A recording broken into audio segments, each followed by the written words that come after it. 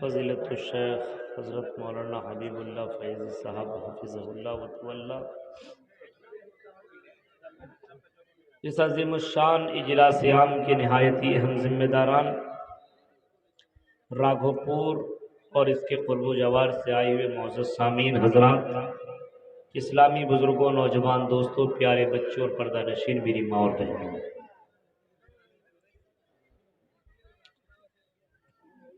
یہ پروگرام مسجد کی تعمیر و توسیع کی مناسبت سے رکھا گیا ہے۔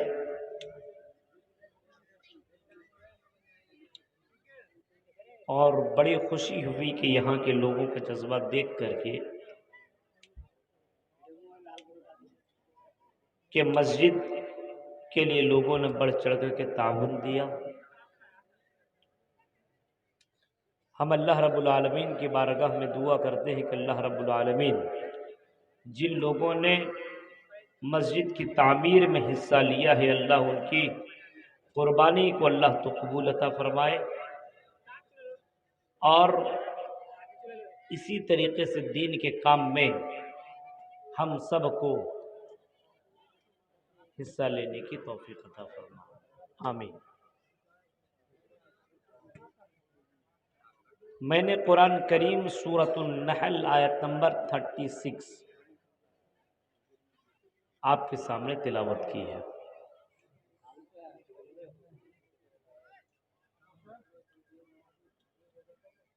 اس آیت کریمہ کے اندر اللہ رب العالمین نے دو باتیں بتائی ہیں۔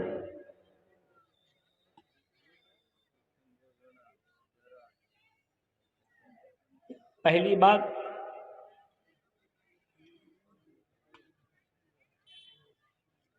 کہ جتنے بھی رسول، پیغمبر، رشی منی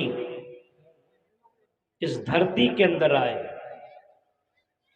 ان تمام نبیوں کا مشن اور مقصد یہی تھا کہ لوگوں کو وہ انبیاء اور رسول یہ بات بتا دے کہ دنیا میں تمہارے آنے کا مقصد صرف اللہ کی عبادت ہے۔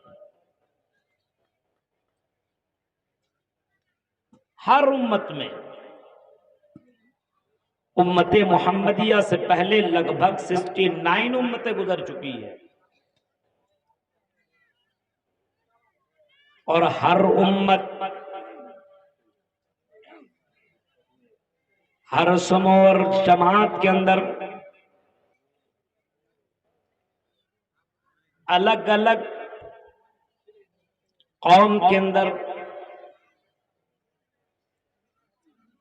اللہ تعالیٰ نے الگ الگ نبیوں کو، رسولوں کو، پیغمبروں کو دنیا کے اندر بھیجا۔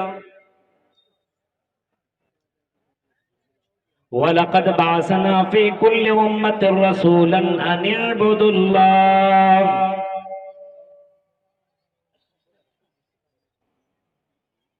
اللہ کہتا ہے میرے بندو، ہم نے ہر امت کے اندر ایک رسول، ایک پیغمبر، ایک رشیمونی کو دنیا کے اندر بھیجا۔ ان اعبدوا اللہ، ان نبیوں کا بھیجنے کا مقصد میرا صرف یہی تھا کہ لوگوں کو اس بات کی طرف گامزن کر دے، لوگوں کو یہ بات بتا دے کہ تمہیں دنیا میں آنے کا مقصد یہ کہ تم صرف اللہ کی عبادت کرو۔ وَاجْتَنِبُوا الطَّاغُوتَ، اور طاغوت سے بچو، شرک سے بچو۔ اللہ کے علاوہ جتنے بھی معبودان باطل ہیں، ان تمام معبودان باطل کی عبادت کرنا چھوڑ دو اور ایک اللہ کی عبادت کرو۔ یہ قرآن کریم کی اس آیت کے اندر یہ بات ہے کلیئر طور پر کہ اللہ تعالیٰ نے جتنے رسول اور پیغمبروں کو بھیجا اس کا مقصد تھا عبادت، لوگوں کو کرانا۔ آج بھی یہ جلسہ اسی مناسبت سے رکھا گیا کہ لوگوں، دنیا میں تم اپنے مکان بنا رہے ہو، اپنے بلڈنگیں بنا رہے ہو، اپنے گھر بار بنا رہے ہو، اپنے گھر کے اندر بہترین چیزیں تم سجا رہے ہو، گاڑیاں خرید رہے ہو، بینک بیلنس جمع کر رہے ہو، اے لوگو تمہارا یہ مقصد نہیں ہے، بلکہ مقصد اللہ تعالیٰ کی عبادت ہے، اور اس عبادت کے لیے ایک اللہ کا گھر ہونا ضروری ہے۔ اسی وجہ سے مسجد کی تعمیر کے لیے لوگوں سے باقاعدہ چندہ لیا گیا اور مسجدیں بنائی جا رہی ہے تاکہ اس مسجد کے اندر لوگ جا کر کے عبادت کریں۔ انسان کی زندگی میں عبادت کبھی بھی خالی نہیں جانا چاہیے، رات کے سمے ہو یا دن کے سمے ہو، عبادت اللہ کی ہونی چاہیے۔ آپ تجارت کر رہے تو اس کو کیا سمجھتے ہیں؟ عبادت نہیں ہے؟ بیوی بچوں کے لیے جو حلال طریقے سے کماتا ہو یہ بھی عبادت ہے، اس کو بھی عبادت کا درجہ دیا گیا ہے۔ جو ہاٹ اور بازار میں جا کر کے اپنی دکانیں لگاتا ہے اور باقاعدہ دکان لگا کر کے اپنی تجارت کرتا ہے اور وہ حلال مال لے کر کے اپنے گھر کے اندر آتا، اپنے بچوں کو دیتا ہے، روٹی لا کر کے اور روٹی اور دیگر سامان لا کر کے اپنے بیوی بچوں کو لقمہ جو کھلاتا ہے، اس کو بھی اللہ کے رسول صلی اللہ علیہ وسلم نے عبادت کا درجہ دیا ہے۔ یہ بھی عبادت ہے، لیکن ایک عبادت ہوتا ہے جسمانی عبادت،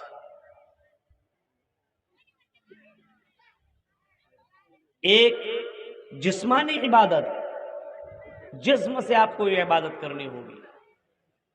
ایک ہوتا ہے کہ زبان سے عبادت کیا جائے، کلمہ پڑھ لیا جائے، بہت سے دعائیں پڑھ لیا جائے، یہ بھی ایک عبادت ہے۔ تو مسجد میں آپ جائیں گے تو آپ کو اپنے پوری شریر کا یوگ کرنا پڑے گا۔ یوگی یوجت ستتماتمانم رہسستتا ایکاکی یجتاتی ماری نارشن پگر پرگیا پنچم سمیا کرتبیا۔ ہندو دھرم کے اندر بھی اس عبادت کو ذکر کیا گیا ہے، ہندو دھرم کے کتابوں کے اندر بھی عبادت کا ذکر ملتا ہے، صرف مسلمانوں کے یہاں نہیں بلکہ ہندو دھرم کی جتنی بھی کتابیں، ان کتابوں کو آپ اٹھائیں گے تو اس کے اندر بھی عبادت کا ذکر آپ کو ملے گا۔ یوگی یوجت ستتماتمانم رہسستتا ایکاکی یجتاتمن راشیر پرگیا پنچم سمیا کرتبیا۔ اس منتر کے اندر باقاعدہ یہ کہا جا رہا ہے، ہائے ارجن، کرشن جی کہہ رہے ہیں ہائے ارجن، یوگی یوجت ستتماتمانم رہسستتا، جب تم عبادت کرنا، پوجا کرنا تو اپنے پورے شریر کا یوگ کرنا، اپنے پورے جسم کا یوگ کرنا، اپنے پورے شریر کو اللہ کے سامنے، بھگوان کے سامنے جھکا دینا، پورے شریر کا یوگ کرنا۔ نماز کے اندر ذرا دیکھو، اپنے پورے شریر کا بندہ یوگ کرتا ہے، پورے شریر کا بندہ یوگ کرتا ہے، پریکٹس اپنے پورے شریر کا باقاعدہ اللہ کے سامنے کرتا ہے، ہاتھ کا اٹھانا، سجدے کرنا، رکوع کرنا، قیام کرنا، پیروں کا، ہاتھ کا، جسم کا، ہر چیز کا یوگ ہوا کرتا ہے۔ اسی چیز کو ذکر ہندو دھرم کے کتابوں میں کیا گیا ہے، یوگی یوجت ستتماتمانم رہسستتا، پورے شریر کا یوگ کرنا، پورے شریر کا، اور کرتے رہنا۔ یوگی یوجت ستتماتمانم رہسستتا، پورے شریر کا یوگ کرنا اور کرتے رہنا، کنٹینیو، ہمیشہ کرتے رہنا، ایک دن صرف مت کرنا۔ ہائی ارجن، تم ہمیشہ اس چیز کو کرتے رہنا، کبھی بھی اس کو مت چھوڑنا۔ اسی کو تو اسلام بھی کہتا ہے، اے لوگوں، ہم نے تمہیں دنیا کے اندر پیدا کیا ہے، وَمَا خَلَقْتُ الْجِنَّ وَالْإِنسَ إِلَّا لِيَعْبُدُونَ، اے میرے بندوں اور آئی میرے بندیوں، اور خاص کر کے راگھو پور کے نوجوانوں سنو، قرآن کی آیت کے اوپر غور کرو۔ قرآن کہتا ہے وَمَا خَلَقْتُ الْجِنَّ وَالْإِنسَ إِلَّا لِيَعْبُدُونَ، اے میرے بندو، ہم نے تمہیں محض اپنی عبادت کے لیے پیدا کیا ہے۔ گھر بناؤ، مکان بناؤ، دکان چلاؤ، اپنے بینک بیلنس جمع کرو، گاڑیاں خریدو، سب کرو، لیکن اے میرے بندو میری عبادت سے کبھی بھی دور مت ہونا۔ اے میرے بندو ہم نے تمہیں محض اسی عبادت کے لیے پیدا کیا ہے۔ اللہ کے رسول صلی اللہ علیہ وسلم نے فرمایا اتق اللہ فی الصلاۃ، اے لوگو نماز میں تم ڈرتے رہو۔ اور کہیں اللہ کے رسول صلی اللہ علیہ وسلم نے یہ بھی فرمایا اے لوگو نماز ترک مت کرنا، اے لوگو ولا تترکن الصلاۃ مکتوبۃ متعمدا فإن من ترک الصلاۃ مکتوبۃ متعمدا فقد بریت منہ ذمۃ اللہ۔ عبادتوں میں قیامت کے دن سب سے پہلے اسی نماز کے بارے میں اللہ تعالیٰ تم سے پوچھے گا، سوال کرے گا، کوشچن کرے گا۔ اللہ تعالیٰ تم سے اسی عبادت کے معاملے میں تم سے پوچھے گا اے میرے بندے یہ بتاؤ تم نے دنیا میں نماز پڑھے یا نہ پڑھے؟ اول ما یحاسب به العبد یوم القیامہ الصلاۃ، سب سے پہلے اسی نماز کے تعلق سے بندہ سے پوچھا جائے گا بندہ تم نے دنیا میں عبادت کی یا نہیں کی، نماز پڑھی یا نہیں پڑھی؟ یہ بتاؤ، یہی سوال پہلا بندوں سے کیا جائے گا۔ اے میرے بندو یہ بتاؤ، یہ نہیں کہے گا تم کھیتی باڑی کیا کرتے تھے یا نہیں، تم دکان چلایا کرتے تھے یا نہیں، تم نے شادی کی یا نہیں کی، تم نے فلاں کام کیا یا نہیں کیا، بلکہ پہلا سوال جو بندوں سے کیا جائے گا مرد ہو یا عورت ہو، عالم ہو جاہل ہو، امیر ہو یا غریب ہو، کشتیوں میں کام کرنے والے کیوں نہ ہو، بازاروں اور ہوٹلوں میں بیٹھ کر کے اپنے دکانیں چلانے والا کیوں نہ ہو، اس سے یہی سوال کل قیامت کے دن کیا جائے گا۔ اول ما یحاسب به العبد یوم القیامہ الصلاۃ، پہلا سوال اسی عبادت کے تعلق سے کیا جائے گا۔ اب دیکھیے ذرا ಯೋಗಿ ಯೋಜಿಸತತ್ಮಾತ್ಮ ನಮ್ರ ಹಸಿಷ್ಠಿತ ಐಕಾಕೀಯ ಚತ್ತಾತಿ ಮಂದಿರಾಶಿರ್ ಪರಕ್ಕಿಯ पंचम समय कर्तव्य, इस इबादत को कंटिन्यू करते रहना, कभी भी इस इबादत को तर्क मत करना, कभी भी मत तर्क मत करना। मोहम्मद रसूलुल्लाह अबू जर गफ्फारी से बाकायदा ये कहा, ये कह रहे हैं आइए अबू जर गफ्फारी सुन लो। और आपने बात सहाबा से कहा ऐ लोगों फर्ज नमाज जानबूझ करके मत छोड़ना, नमाज की अदायगी करते रहना, चाहे किसी भी हाल में हो। अगर खड़े खड़े तुम नमाज नहीं पढ़ सकते हो तो तुम बैठे बैठे नमाज पढ़ो, और बैठे बैठे नमाज नहीं पढ़ सकते हो तो लेट करके नमाज पढ़ सकते हो तो लेट करके भी नमाज पढ़ो। और अगर तुम लेट करके भी नमाज पढ़ने की ताकत नहीं है और इशारे से नमाज पढ़ सकते हो तो इशारे से नमाज पढ़ो। ये नमाज किसी भी हाल में तुम्हारे लिए माफ नहीं है। आपने फरमाया अगर तुमने नमाज को छोड़ा, अगर तुमने नमाज जानबूझ करके छोड़ी तो सुन लो जानबूझ करके अगर तुमने नमाज छोड़ी तो फक़द बरियत मिन्हु ज़िम्मतुल्लाह, तो अल्लाह की जिम्मेदारी तेरे ऊपर से खत्म हो जाएगी। अब तुम मारे जाओगे, काटे जाओगे, जलील किए जाओगे, रुसवा किए जाओगे, दर दरों की ठोकरें खाओगे, तुम्हारा पेपरों के अंदर गलत तरीके से तेरा नाम लिया जाएगा, और चैनलों वाले और सोशल मीडिया वाले मुसलमानों का बुरी तरीके से उनका प्रचार करेंगे और हर तरीके से मुसलमानों को जलील करने की कोशिश करेंगे, और मुसलमान जलील होता रहेगा। क्यों? क्योंकि जिस चीज के लिए अल्लाह ने पैदा किया है वो चीज बंदा कर नहीं रहा है, इबादत इनसे दूर हो चुकी है। आज देखिए अपने मुसलमान कौम को शब भर में मस्जिद तो बना ली, शब भर में ईमान की हरारत में मस्जिद तो बना ली, शब भर में ईमान की हरारत में मन अपना पापी था बरसों में नमाजी बन न सका।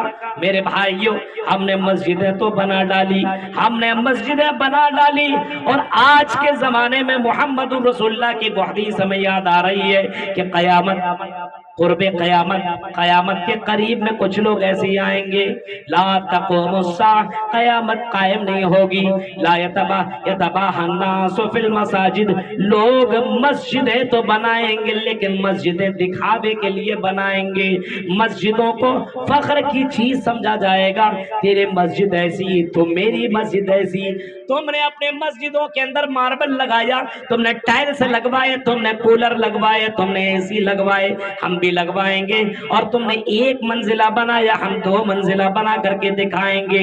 مسجدیں تو بنائی جائیں گی لیکن مسجدوں کے اندر تعمیر تو مسجدوں کے اندر عبادت کرنے والا کوئی نہیں ہوگا۔ ظہر کے وقت پہنچو میرے بھائیوں، ظہر میں آپ کو نمازی نہیں ملیں گے، عصر میں پہنچو عصر میں آپ کو نمازی نہیں ملیں گے، مغرب میں پہنچو مغرب میں بھی نہیں، عشاء میں پہنچو عشاء میں بھی نہیں، فجر میں پہنچو فجر میں بھی نہیں۔ امام اور مؤذن اور چند بزرگوں کے علاوہ آپ کو مسجدوں کے اندر کوئی نظر نہیں آئے گا۔ حالانکہ رسول کی حدیث آپ کو معلوم ہے، اللہ کے نبی صلی اللہ علیہ وسلم فرماتے ہیں من ترکا صلاۃ العصر فقد حبط عملہ۔ آپ نے فرمایا جس نے عصر کی نماز چھوڑی، جس نے عصر کی نماز چھوڑی تو اللہ تعالیٰ اس کے تمام اعمال کو برباد کر دے گا۔ عبادت دیکھ رہے ہیں آپ، اس عبادت کو چھوڑنا مت، ہندو دھرم میں کہا گیا اور اسلام میں بھی کہا گیا اس عبادت کو ترک مت کرنا۔ کتنے نوجوان نمازی ہیں، کتنے لوگ نماز پڑھتے ہیں، کتنی عورتیں نماز پڑھتی ہے۔ غور کیجئے میرے بھائیوں، آج عورتوں کو تو چھوٹ ملی ہوئی ہے، وہ تو نماز ایسے بھی گھر میں نہیں پڑھ رہے، جمعے کے دن کہاں پڑھے گی؟ جمعے کے دن اس کے لیے نماز کے انتظام ہی نہیں ہے۔ مردوں کے لیے انتظام ہے، عورتوں کے لیے انتظام نہیں ہے۔ اور کچھ کٹھ ملا لوگ کہتے ہیں ان عورتوں کے لیے مسجد میں جانے کا الاؤ اور اتھارٹی نہیں ہے، ان کو کہاں بھیجو؟ بازار۔